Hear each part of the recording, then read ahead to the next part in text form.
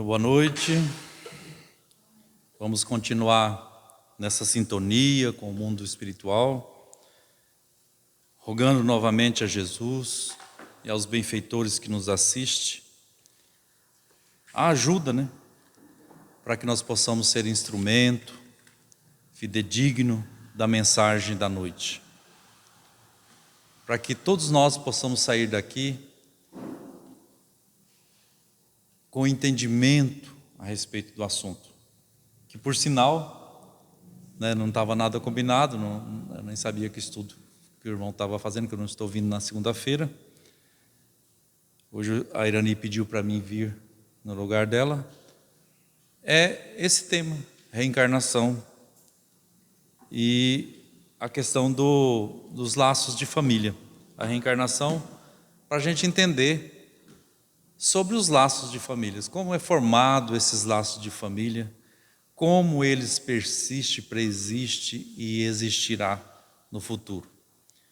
Então nós vamos lançar mão do livro, o segundo livro da codificação, o Evangelho segundo o Espiritismo, para a gente entender a esse respeito das falas que estão contidas no Evangelho, na Bíblia, que muitas pessoas perguntam, mas se a reencarnação se existisse, estaria na Bíblia.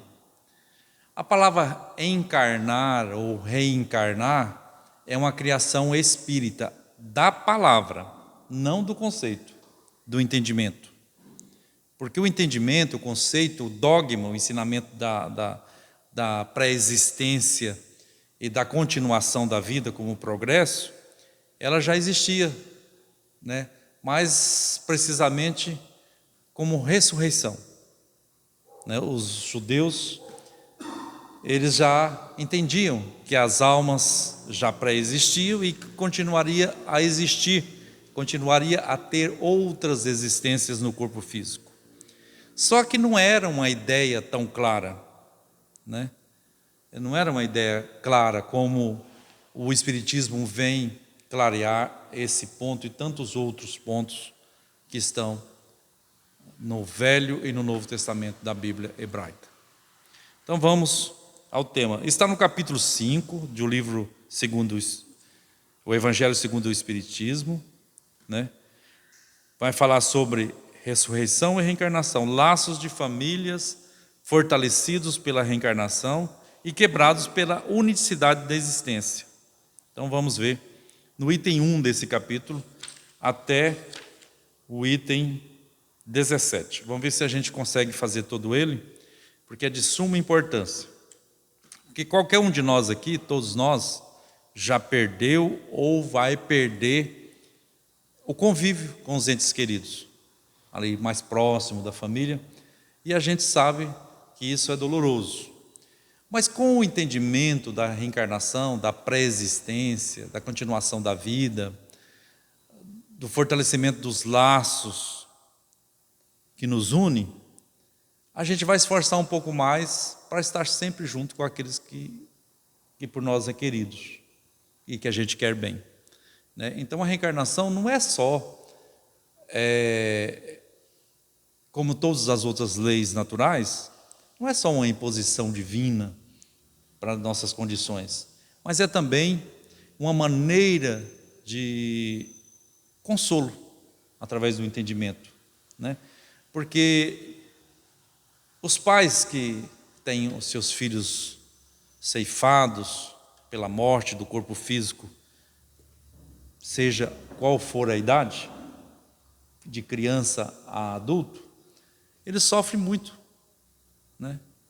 E se ele tiver um entendimento que a vida encerra ali, começou no berço e encerra no túmulo, então o sofrimento é maior, E se ele já trazer no coração e no entendimento a esperança do encontro, dos reencontros, ou de existir novamente no corpo físico junto, fazer uma nova jornada, isso vai animar aquilo que foi colocado aqui na questão 233, onde nós, os espíritos errantes, que são a maioria da humanidade, quase que absoluta, que ainda não tem condições psicológicas para orbitar outros mundos mais elevados.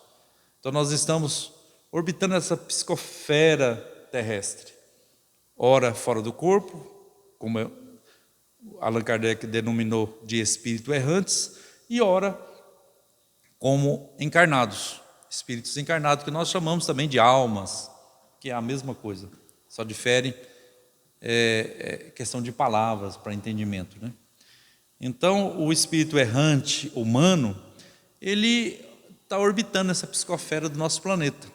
Ele não consegue sair por si só dessa psicosfera, a não ser pela misericórdia divina, por um passeio, por uma excursão para um mundo melhor, aonde vai nascer no coração dele o desejo de melhorar, ele estando em contato com outros seres queridos, que já viveu, já conviveu, muitas experiências com ele, e que já moram nesses locais.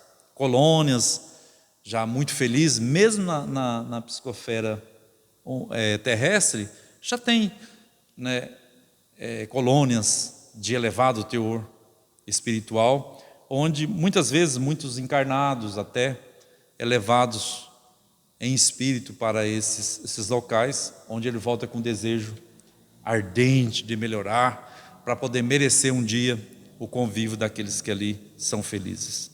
E é por isso que Jesus, atendendo à vontade de Deus e por sua vontade também, em misericórdia, desceu no nosso planeta, adentrou-se a um corpo de carne como o nosso, para nos exemplificar e nos ensinar a verdadeira felicidade que todos almejam. Então, também foi dito no estudo de hoje, que esses espíritos elevados, de tempos em tempos, eles descem nesses mundos inferiores, como o nosso, ou outros primitivos, muito mais inferior do que o nosso, para exemplificar. A gente pega a história humana, né, de onde tem as anotações, sempre teve as luzes espirituais na ciência, na tecnologia, na religião, né? Eles estão aí sempre vindo nos socorrer e exemplificar, para melhorar a nossa vida. E é por isso que nós estamos nas condições que nós estamos hoje, né? Com mais compreensão, com mais tecnologia, com mais conforto. Avisa pedir para o nosso irmão avisar o sogro dele, que tem medo de voltar e pegar no cabo da enxada. É possível que ele volte, ou que já está aí, né, se ele já foi, e que não vai ter essa necessidade. E se pegar também no cabo da enxada, né, a gente tem que deixar de compreender, através do Evangelho, que as ocorrências da vida são para o crescimento da alma, não é castigo. Não tem nada de castigo. Tem tantos outros que estão no cabo da enxada e estão felizes, né? A gente é que escolhe sofrer com a modalidade de vida que nós mesmos, conscientes nessa erraticidade das necessidades que nós devíamos viver, nós escolhemos, né? E isso depende de cada um. Mas vamos ao assunto de hoje. Nós vamos pegar umas passagens do Evangelho, que está aqui mesmo, no Evangelho segundo o Espiritismo, e muito bem explicado pelo codificador. No item 1, Jesus, chegando aos arredores de Cesareia de Filipe, interrogou seus discípulos, dizendo-lhes, isso aqui é para a gente ver que está na Bíblia sim, o dogma, o ensinamento da reencarnação, ou do nascer de novo, ou da ressurreição da alma, não do corpo. Jesus perguntou então para os discípulos, chegando ali perto de Filipe, que dizem os homens sobre o Filho do Homem? Você está perguntando, o que o povo fala de mim? Aí. Quem dizem quem eu sou? Veja só, né? Nós temos aquele negócio assim, nasce uma pessoa que destaca no meio espírita, a gente fica doido para saber que é a reencarnação de quem, né? Então naquela época também já tinha essa curiosidade, né? Que dizem os homens quem eu sou? E eles lhe responderam, uns diz que é João Batista, outros que és Elias, outros ainda que é Jeremias, ou alguns dos profetas. Jesus lhe disse, e vós, quem dizeis que eu sou? Simão Pedro, tomando a palavra, disse-lhe: Tu és o Cristo, o Filho do Deus vivo. Jesus lhe respondeu: Tu és bem-aventurado, Simão, filho de Jonas, porque não foi a carne nem o sangue que te revelaram isso, mas meu Pai que estás nos céus. Está escrito em Mateus, no capítulo 16, versículo 13 a 17. Também em Marcos, capítulo 8, versículo 27 a 30. A mesma história, a mesma narração, anotada pelos dois evangelistas. Então aqui, né, Jesus já está deixando claro que além de aprovar, de conhecer essa nossa curiosidade, essa coisa toda, já era comum as pessoas saberem disso, né?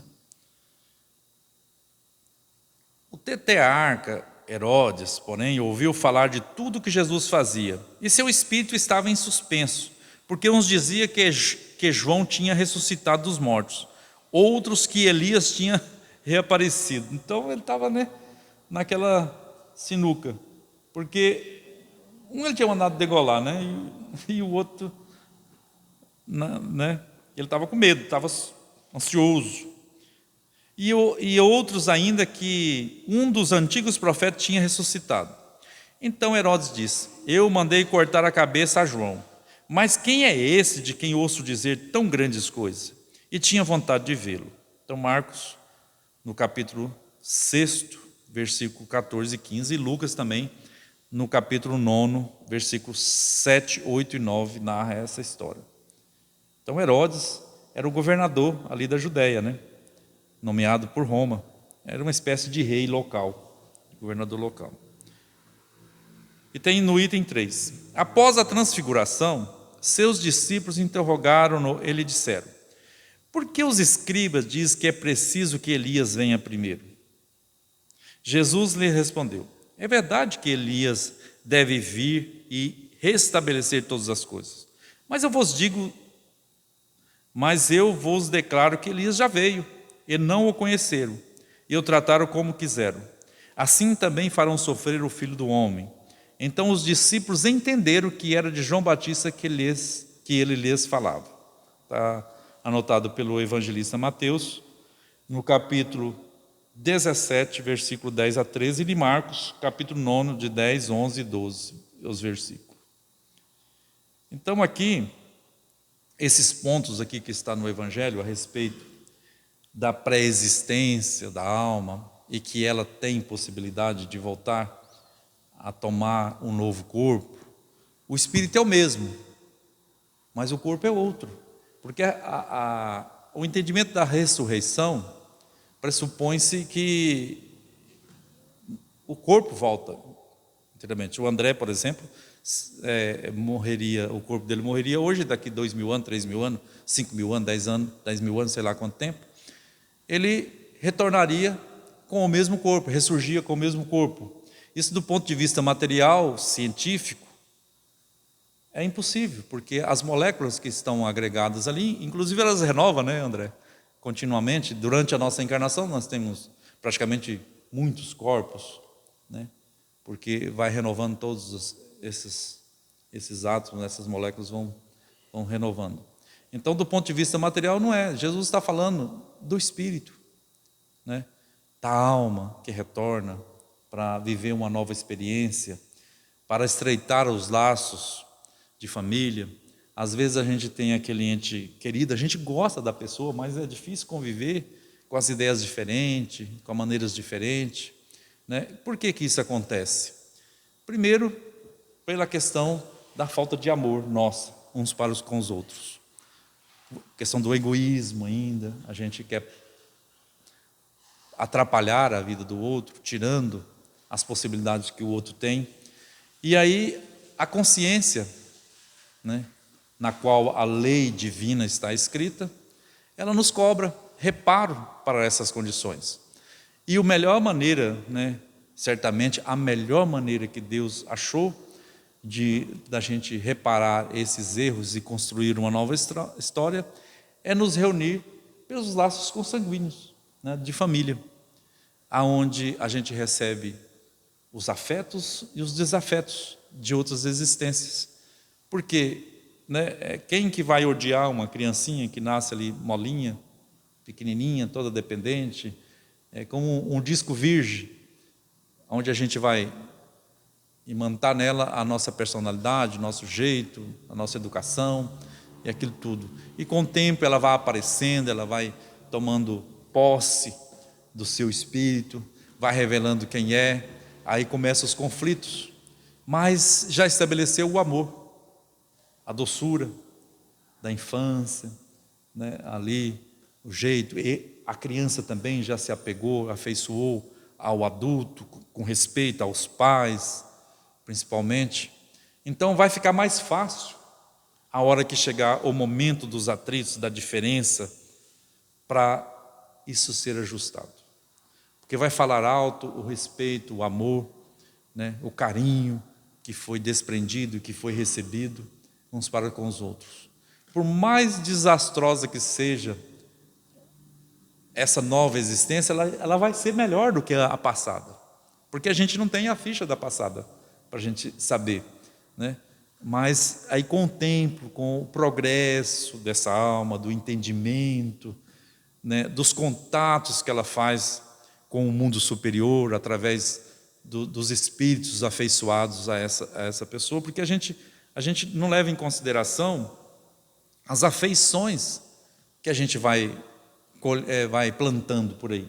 E esses espíritos a nós afeiçoados se tornam verdadeiros guardiões. A gente acha que um espírito guardião, ou espírito protetor, ou o anjo da guarda, é uma criação à parte, que Deus criou aquele espírito exclusivamente para cuidar da gente. E não é verdade. É como a mãe ou o pai em relação aos filhos em pequena idade, né? Ele vai ajudando ali, aí a criança vai crescendo um pouquinho em entendimento e condições, ele vai afastando um pouco, deixando ele pegar umas experiências, alguns arranhões aqui, outros ali, até ir lá para o mar, no caminhar, nas decisões, e ele tomar rumo. Vai continuar existindo lá o casalzinho, depois dos filhos todos casados, já cabecinha branca, como um suporte, como a alegria para o final de semana. Os filhos levar os seus filhos para alegrar todos os juntos pelas vitórias que conseguiram uns com os outros. Tudo isso graças às leis divinas do parentesco que tem já uns com os outros, através dos gostos, né? Que a gente vai reunindo por isso, por essas leis que são silenciosas, mas incapazes de serem barradas. Nós vimos no estudo anterior que no mundo espiritual, na erraticidade, os espíritos vão se reunindo em grupo. Uns gostam de estudar sobre ciências, eles vão estudar sobre ciência, aí nasce no corpo físico aquela intuição que gosta de matemática. Gente, quem é que numa sã consciência vai gostar de matemática? Mas ele nasce e ele precisa desvendar, criar uma equação para facilitar a vida de milhões e bilhões de pessoas no futuro. E ele nasce com aquela intuição, aquela busca, né, desenfreada até ele conseguir. Em outras ciências também, na religião, né, quantos expoentes que têm guiado a humanidade para num caminho seguro, né, aonde chega sempre no Cristo e do Cristo a Deus. Então é assim que é feito, é um trabalho incessante da alma, do espírito, da busca da sabedoria. E através do Evangelho que a gente mistificou durante muitos e muitos séculos, esses 20 e tantos séculos de Evangelho na Terra, a gente mistificou como se fosse uma coisa intocável, uma coisa que não era para todos, e é para todos, porque é um modelo de vida segura para nós viver. Não tem nada de extraordinário do ponto de vista que não seja uma vida saudável. A gente pega todos os pontos, olha para a natureza e a gente vê a beleza divina em todos os pontos do Evangelho. Cada lição, cada vírgula, por mais que tentaram deturbar, tentar desviar, puxar a sardinha para cá, para lá, mas a moral da vida de Jesus está escrita. E com a chegada do Espiritismo, veio explicar esses pontos. Por exemplo, a questão de nascer do Espírito e do corpo, né? Tem Bíblia que está escrito nascer do Espírito Santo. A tradução correta não é nascer do Espírito. Jesus falou, o Espírito é como o vento, a gente não sabe de onde ele vem nem para onde ele vai. A carne, nós sabemos que a filha do Marcelo tem as composições genéticas do corpo dele, mas e quem é a Bianca Espírito? Nós não sabemos, nem precisamos saber. O que nós precisamos é aprender a conviver com ela, com esse Espírito e, né, receber e dar a maior parcela de amor e afetividade que nós queremos receber uns dos outros também. Então, ficou muito assim, ainda obscuras, dizem os espíritos que foi intencionalmente, porque nós não tínhamos condições, não tínhamos ciência para explicar o mundo além da Terra, né? Antes pensávamos que a Terra era o centro do universo, era a Terra, o Sol, a Lua, as estrelas eram só um enfeite, né? Não conhecíamos nada disso aí, então ficava incapaz de Jesus ser mais claro do que nós, do que naquela época. Então ele falava por parábola, primeiro que não tinha escrita, não tinha essa riqueza que nós temos hoje da escrita, né? Essa abundância de escrever. Tinha que preparar os pergaminhos, tinha que matar uma ovelha e preparar aquele couro para ser escrito, aproveitar cada pedacinho para escrever, né? E a escrita não era qualquer um que fazia, tinha que contratar um escriba para escrever, não era fácil. Então Jesus contava por parábolas, contava história, para ter uma relação, para nos explicar a relação nossa com o mundo espiritual, com Deus. Sempre ele colocava, né, a humanidade como trabalhador e Deus como o Senhor dono das terras, dono da vinha, para a gente entender melhor.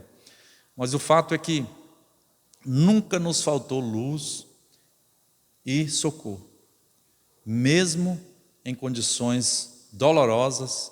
Se a gente conseguir fazer um pouco de silêncio, a gente vai perceber Deus em nossas vidas e essas mãos amorosas que vêm em nome de Deus nos socorrer, como, né, os nossos espíritos protetores, familiares, amigos, que estão sempre nos inspirando a bons caminhos, como Jesus, esse Espírito maior que desceu à terra, esse nosso irmão mais velho, vamos dizer assim, com mais experiência, e ele nos doou toda essa experiência, nos legou toda essa experiência, toda a vida dele, de bilhões e bilhões de anos evolutivo, ele nos legou de graça, e nós nos apegamos com a vida material.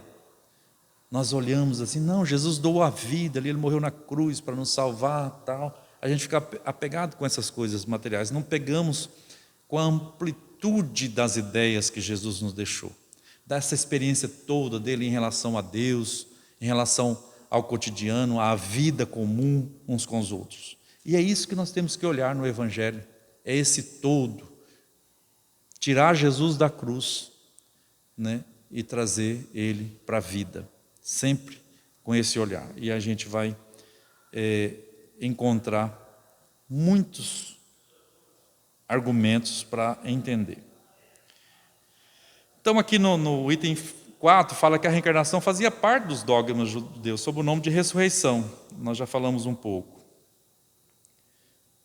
Então teve aquele encontro de Jesus também com Nicodemas, que era um mestre em Israel, era como se fosse um senador ali do quadro religioso, e ele diz que sabia que Jesus vinha de Deus, porque nenhum outro faria tudo que Jesus faria se não viesse de Deus.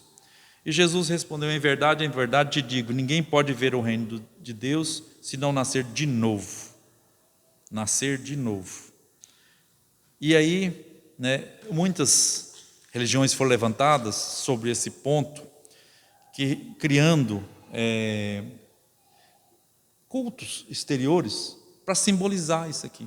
Por exemplo, o batismo é um culto exterior, aonde simboliza que você praticar aquele ato, você vai estar renascendo, você está nascendo de novo, né?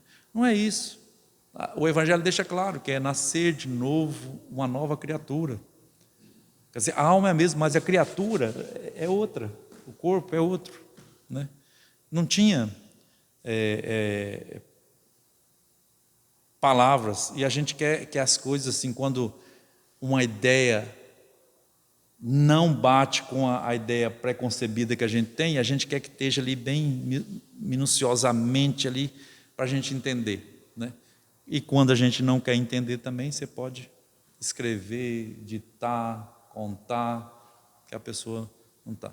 O certo é que cada um está no tempo certo das suas vidas, com a compreensão da eternidade, que essa eternidade ela advém de outras existências, já nós não sabemos quando fomos criados.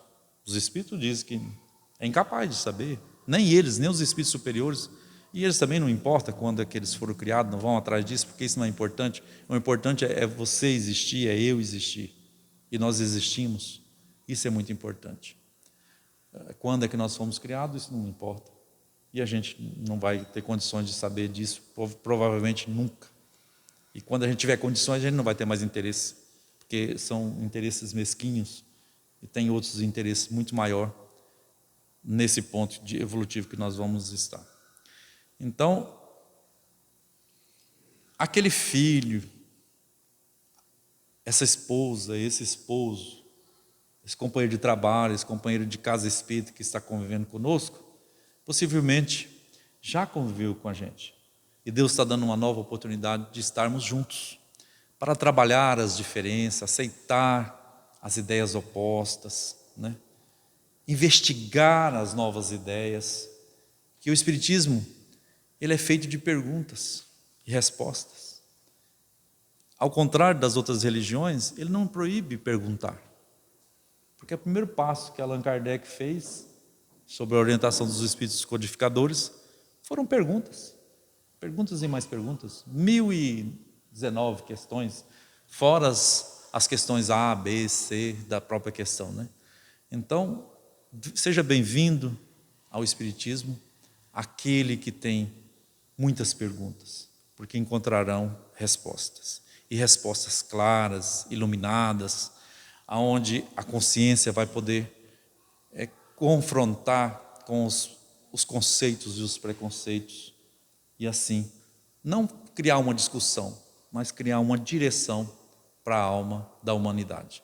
O Espiritismo é um patrimônio da humanidade, não é dos espíritas. Nós espíritas temos a responsabilidade de conduzi-lo e testemunhar através das nossas vidas. Mas não, o Espiritismo não é nosso, é da humanidade.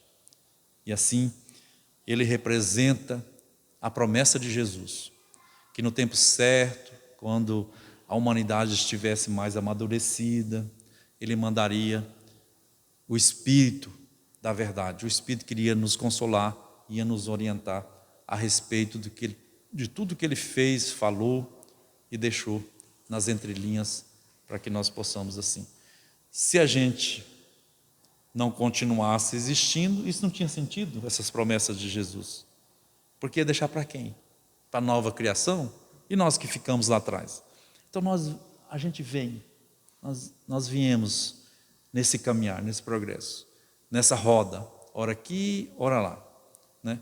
A gente viu que nada é igual para todo mundo na questão espiritual, porque nós somos uma individualidade, nós somos filho único, cada um de nós é filho único de Deus, porque somos individuais, responsáveis para cada ato, e até nos processos de reencarnação, de existência no corpo, é diferente uns dos outros. Tem uns que imediatamente desencarna, encarna, outros levam séculos e mais séculos, igual a gente viu, outros levam mais ou menos ao mesmo tempo de vida que ele teve aqui, né, no mais comum. Então, não dá para a gente contar a vida de uma pessoa baseado na história de uma outra. A gente espírita às vezes lê um livro, um romance, e fala, olha, é assim. Não, foi assim para aquelas personagens daquele livro. Para a gente tirar proveito, tirar ideias, tirar exemplificação para a gente viver a vida da gente.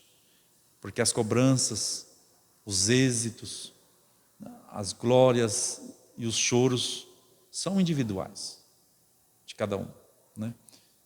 Por mais que a gente seja parecido, estamos no mesmo barco, que é esse planeta maravilhoso, que está navegando aí a milhares e milhares de quilômetros, né, por hora.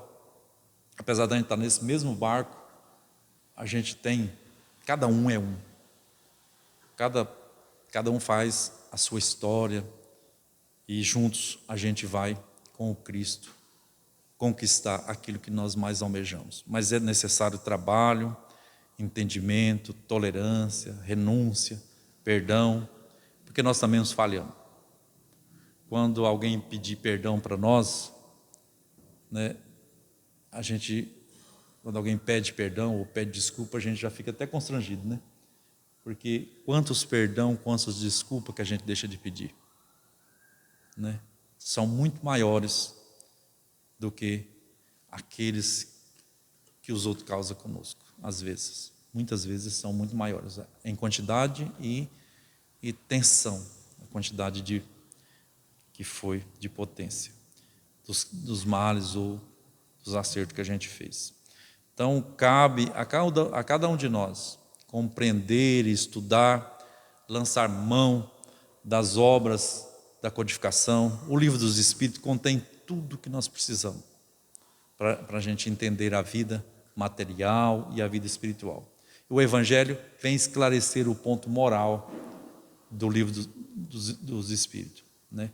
E tem as outras obras, o livro dos Médiuns, que é muito importante nessa época que o Espírito, a mediunidade está sendo derramada sobre a Terra, está causando uma perturbação. O que nos causa perturbação? O desconhecimento, a falta de conhecimento, principalmente o que somos, de onde viemos e para onde nós vamos.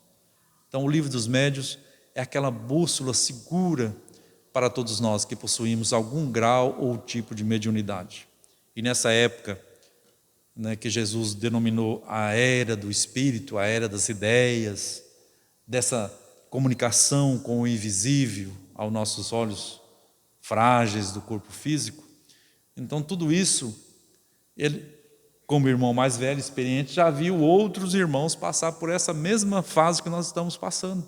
E ele próprio, né, a época dele, ele passou por essas fases que a humanidade está passando, saindo de um mundo de expiações e provas para um mundo regenerador, onde vai regenerar as nossas almas, nossos conceitos, né, nossos modelos de vida, de fraternidade.